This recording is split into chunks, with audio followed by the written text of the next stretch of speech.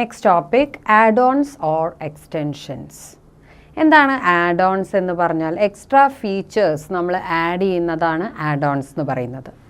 അപ്പോൾ the tools which integrate into our browser, നമ്മുടെ ബ്രൗസറിലേക്ക് ആവശ്യമായിട്ടുള്ള ടൂൾസിനെ നമ്മൾ ഇൻറ്റഗ്രേറ്റ് ചെയ്യുമ്പോൾ that is called as add ons. Only runs when the browser runs, നമ്മൾ ബ്രൗസർ റൺ ചെയ്താൽ മാത്രമേ ഇത് റൺ ആവുള്ളൂ.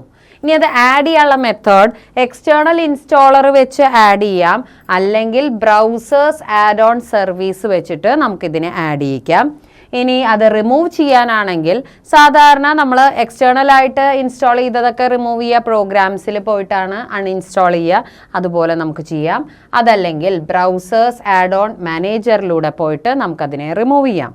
ഇനി ആഡ് ഓൺ മാനേജർ എന്താണ്, അതിനുള്ള എക്സാമ്പിൾ ഇപ്പോൾ ഗൂഗിൾ ക്രോമിൻ്റെ ആണെങ്കിൽ മോർ ടൂൾസ് / എക്സ്റ്റൻഷൻസ് എന്ന് പറഞ്ഞിട്ട് കാണാം.